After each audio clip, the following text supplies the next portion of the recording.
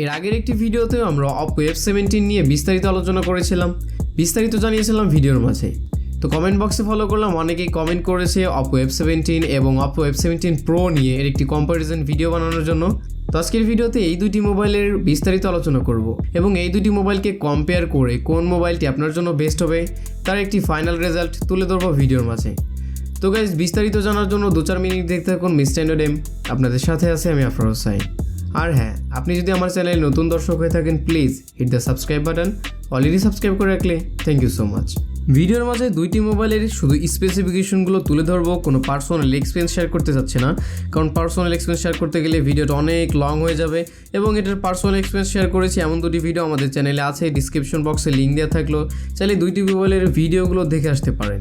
তো গাইজ, এখানে যদি OPPO F17 এর বডি অ্যান্ড বিল্ড কোয়ালিটি নিয়ে কথা বলি, OPPO F17 এর বডি ওয়েট থাকছে 163 গ্রাম। ফোনটির পেছন দিকে কোনো গ্লাস ব্যাকপ্যাক ইউজ করা হয়নি, just normal plastic bag use করা হয়েছে এবং সাইডে আছে প্লাস্টিক ফ্রেম। অন্যদিকে OPPO F17 Proতে কর্নিং গরিলা গ্লাস 3 এর প্রোটেকশন আছে ফোনটির সামনের দিকে, বাট OPPO F17 এ কোনো গরিলা গ্লাস প্রোটেকশন নেই এবং সাইডে প্লাস্টিক ফ্রেম, ফোনটির পেছন দিকেও প্লাস্টিক ব্যাগ। দুটি মোবাইলের বডি অ্যান্ড বিল্ড কোয়ালিটি একই রকম থাকছে।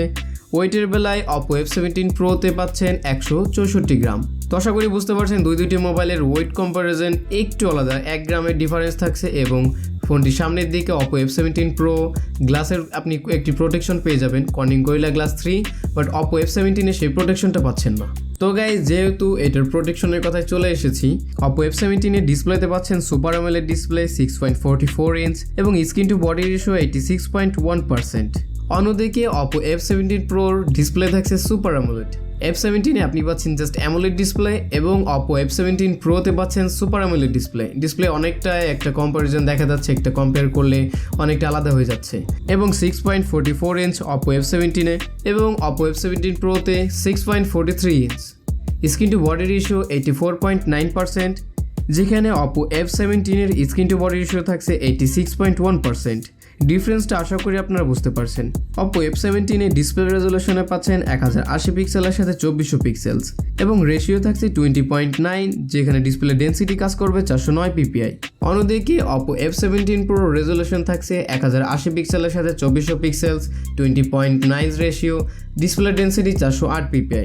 Same resolution, same aspect ratio same নয়, একটু আলাদা, তবে খুব বেশি একটা ডিফারেন্স তৈরি করে না।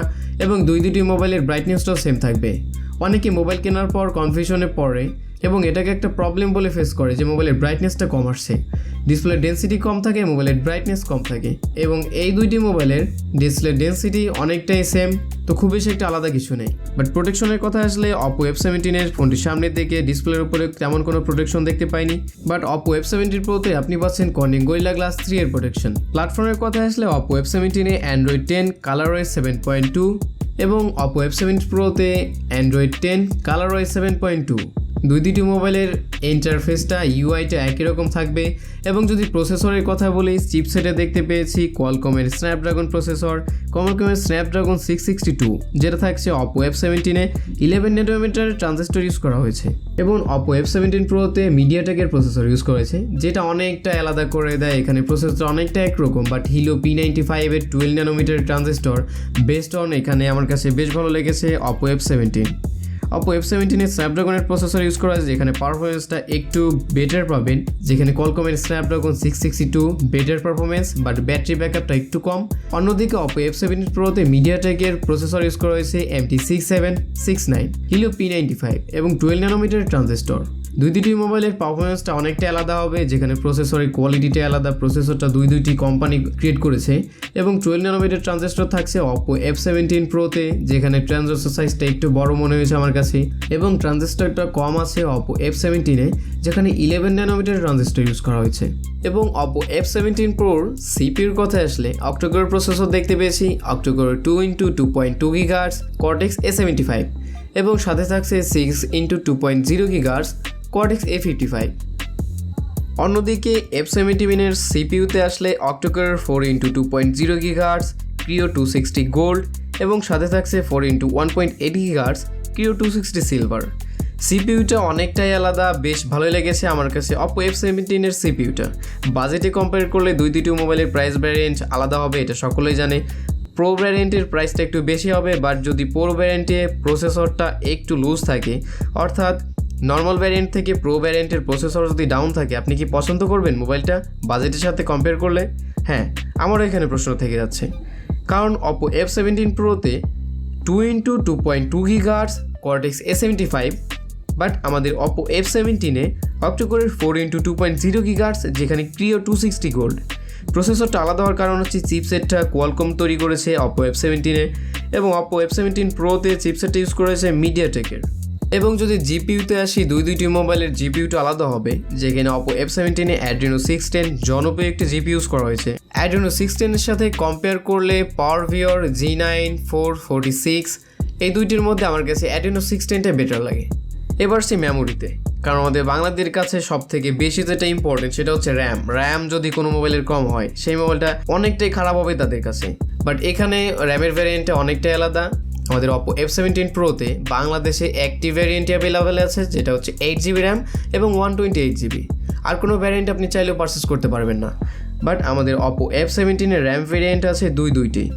F17-এ 6GB র্যাম অ্যান্ড 8GB র্যামের ভ্যারিয়েন্ট আছে, যেখানে 6GB র্যামের সাথে 64GB এবং 128GB পেয়ে যাচ্ছেন 8GB র্যামের সাথে। OPPO F17 পারচেস করলে আপনার কাছে অপশন থাকবে দুইটি, but OPPO F17 Pro purchase করলে একটি option 8GB RAM and 128GB। তো এটা র্যাম নিয়ে আমি আর বিস্তারিত আলোচনা করতে যাচ্ছি না, দুইটি মোবাইলের র্যাম টাইপ সেমই থাকছে, LPDDR4X UFS 2.1। এটা নিয়ে আর বিস্তারিত আলোচনা করতে যাচ্ছি না, কারণ র্যাম ভ্যারিয়েন্ট যদি আলাদা হতো তাহলে এখানে একটা প্রশ্ন এসে যেত। 2020 সালে আমরা যে কারণগুলোতে মোবাইল পারচেস করে থাকি তার মধ্যে ক্যামেরাটা খুবই ইম্পর্টেন্ট। OPPO F17-এ ক্যামেরাতে ইউজ করা হয়েছে কোয়াড ক্যামেরা। ফোনটির পেছন থেকে চারটি ক্যামেরা দেখতে পাবেন।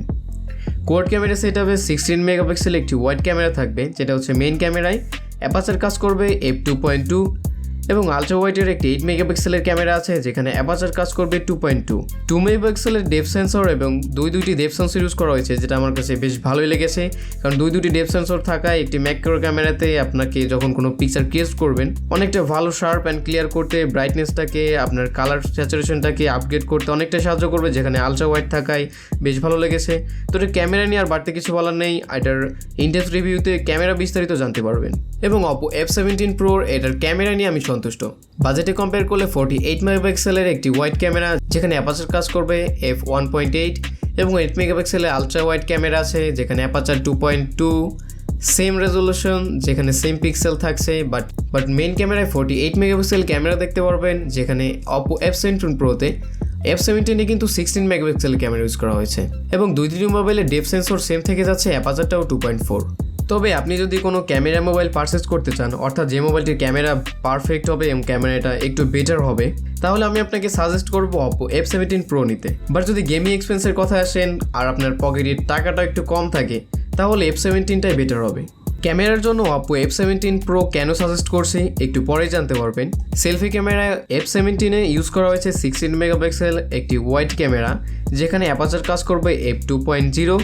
ওয়াইড ক্যামেরা থাকে বেশ ভালো লেগেছে আমার কাছে ফিচারটি। 16 মেগাপিক্সেলের ওয়াইড ক্যামেরা আছে, যেখানে অ্যাপাচার কাজ করবে f2.4। এবং OPPO F17 Proতে আরও একটি ক্যামেরা আছে, যেখানে 2 মেগাপিক্সেলের একটি ডেপথ সেন্সর ইউজ করা হয়েছে। অর্থাৎ OPPO F17 Proতে আপনি ডুয়েল ক্যামেরা দেখতে পাবেন ফোনটির সামনের দিকে, 16 মেগাপিক্সেল প্লাস 2 মেগাপিক্সেল, অ্যাপাচার কাজ করবে 2.4। দুইটি ক্যামেরাতে সেম অ্যাপাচার, ডেপথ সেন্সর থাকছে ক্যামেরা 2 মেগাপিক্সেলে এবং ওয়াইড ক্যামেরা থাকছে 16 মেগাপিক্সেলে। অর্থাৎ দুইটি মোবাইলের ক্যামেরা কম্পেয়ার করলে বিশাল বড় একটা ডিফারেন্স দেখতে পাবেন। ভিডিও রেজলিউশনটাও আমার কাছে অনেকটাই আলাদা মনে হয়েছে। OPPO F17 Proতে কিন্তু আপনি 4K 30 FPS এর ভিডিও শুটিং সিস্টেম পেয়ে যাচ্ছেন। এবং হ্যাঁ, এটা কিন্তু Redmi Note 7 Proর মতো অনেকটাই না, কারণ Redmi Note 7 Proতে 4K সিস্টেমটা দিলেও অনেকটা ল্যাগ করতো। আশা করি আপনি যদি Redmi Note 7 Pro ইউজ করে থাকেন বা এটার রিভিউ যদি কোথাও দেখে থাকেন, এটার ল্যাগ সম্পর্কে জানতে পারবেন। বাট এই মোবাইলটিতে 4K মোডে যখন 30 FPS এ কোনো ভিডিও শ্যুট করবেন, তেমন কোনো ল্যাগ দেখতে পাবেন না। এবং রেজলিউশনে কিন্তু 1080 পিক্সেলের সাথে 30 FPS এর জনপ্রিয় রেজলিউশনটা থেকে যাচ্ছে। অপরদিকে OPPO F17 এর কথায় আসলে 4K সিস্টেমটা প্রথমের দিকেই পাবেন না। 1080 পিক্সেলের সাথে 30 FPS এর ভিডিও শুটিং সিস্টেমটা অন করতে হবে। তো আশা করি বুঝতে পারছেন ক্যামেরার জন্য আমি কেন আপনাকে OPPO F17 Pro সাজেস্ট করছি।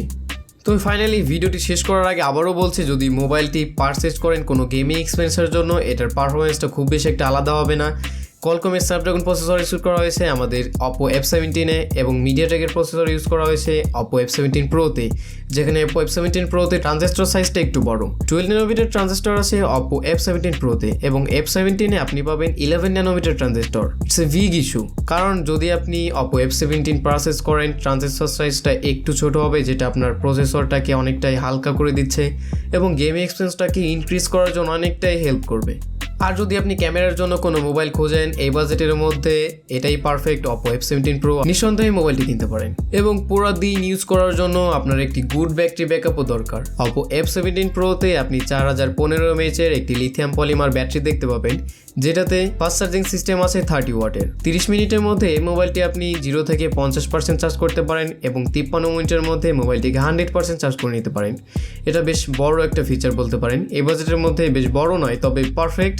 এবং ব্যাটারি সাইজটা একটু কম মনে হয়েছে, যেটা OPPO F17 Pro এবং OPPO F17 এ খুব বেশি একটা ডিফারেন্স নেই, কারণ 15 mAh ব্যাটারি আশা করি খুব বেশি একটা আলাদা করে দিচ্ছে না। 4015 mAh একটি lithium polymer battery, fast charging 30 ওয়াটের। দুটি মোবাইলের ব্যাটারি ফিচার সম্বন্ধ একরকম। এবং এটার ফিঙ্গারপ্রিন্ট সেন্সর নিয়েও কিছু বিস্তারিত আলোচনা করবো না, কারণ দুটি মোবাইলের ফিঙ্গারপ্রিন্ট সেন্সর একই রকম। যদি ভেবে থাকেন যে হয়তো প্রোতে ফিঙ্গারপ্রিন্ট সেন্সরটা বেশ ফাস্ট হবে বা নর্মাল ভ্যারিয়েন্টে ফিঙ্গারপ্রিন্ট সেন্সরটা একটু স্লো হবে, তেমন কিছুই নাই। দুটি মোবাইলে আন্ডার ডিসপ্লে ফিঙ্গারপ্রিন্ট সেন্সর আছে, যেটার বিস্তারিত জানতে পারবেন আমাদের ইনডেপথ রিভিউতে। ওভারঅল ভিডিওটা অনেক লং হয়ে গেল, তারপর আপনাদেরকে খোলাখুলি বলতে যাচ্ছি, আপনি যদি কম টাকার মধ্যে কোনো মোবাইল পারচেজ করতে চান তাহলে আপনি OPPO F17 পারচেজ করুন। আর যদি ভাবেন যে OPPO F17 থেকে OPPO F17 Pro এর ক্যামেরাটা বেটার, আর আপনি যদি কোনো ক্যামেরা মোবাইল পারচেজ করতে চান তাহলে আপনি OPPO F17 Pro-তে সুইচ করতে পারেন। বাট ওভারঅল প্রাইস অ্যান্ড সব কিছু কম্পেয়ার করার পর আমার মনে হচ্ছে OPPO F17 is better then OPPO F17 Pro। তো গাইজ, এই ছিল আমাদের আজকে ভিডিও। আমাদের ভিডিওটা যদি ভালো লেগেই থাকে অবশ্যই একটি লাইক করবেন, আপনার ফ্রেন্ডের সাথে শেয়ার করতে ভুলবেন না, আর আমার চ্যানেলে সাবস্ক্রাইব তো মাস্ট। তো দেখা হচ্ছে পরবর্তী ভিডিওতে, ততক্ষণের জন্য good bye. Till then take care, tata.